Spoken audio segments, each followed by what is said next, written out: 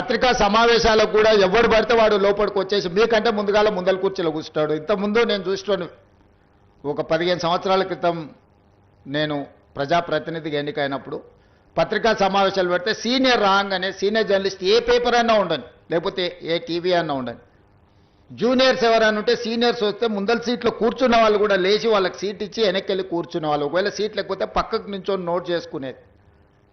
ఒక బాధ్యత, ఒక గౌరవం, ఒక మర్యాద.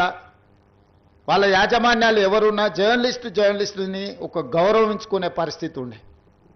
ఇప్పుడు ఆ పరిస్థితి పూర్తిగా దెబ్బతిన్నది. వాడు ఖాళీగా ఉంటాడు కాబట్టి 3 గంటల ముందే వచ్చి ముందల కుర్చీలో కూర్చుంటాడు, కాలు మీద కాలు వేసుకొని.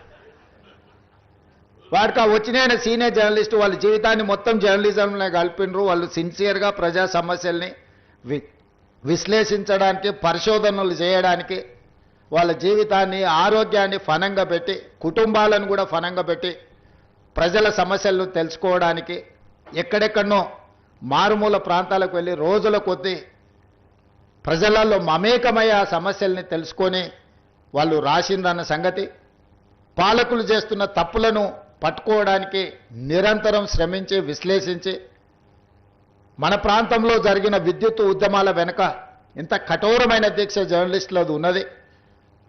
సరళీకృత విధానాలు వచ్చినప్పుడు ఆ సరళీకృత విధానాలు దేశ సంపదను పెట్టుబడిదారులు ఏ విధంగా కొల్లగొడతారని ఆనాడు విశ్లేషించిన జర్నలిస్టులకు ఈరోజు వచ్చినోనికి వాళ్ళ గురించి ఓనమాలు కూడా తెలియని పరిస్థితి. వాళ్ళు వస్తే కనీసం కూర్చోమని చెప్పాల్సిన కనీస మర్యాద పాటించాలన్న ఇంగిత జ్ఞానం కూడా కోల్పోయిన వాళ్ళు ఈరోజు వచ్చి మేము పత్రికా సమావేశాలు పెట్టినప్పుడు ముందల వరుసలు కూర్చోవడం కూడా ధిక్కారంగా, మనమేదో లోకు అయినట్టు వాడేదో మన మీద పెత్తనాన్ని చెలాయించడానికి వచ్చినట్టు మన కళ్ళకు చూస్తుంటాడు. ఇంకా నువ్వు నమస్కారం పెడతలేవు, నన్ను చూసి తల ఉంచుకుంటలేవేందని.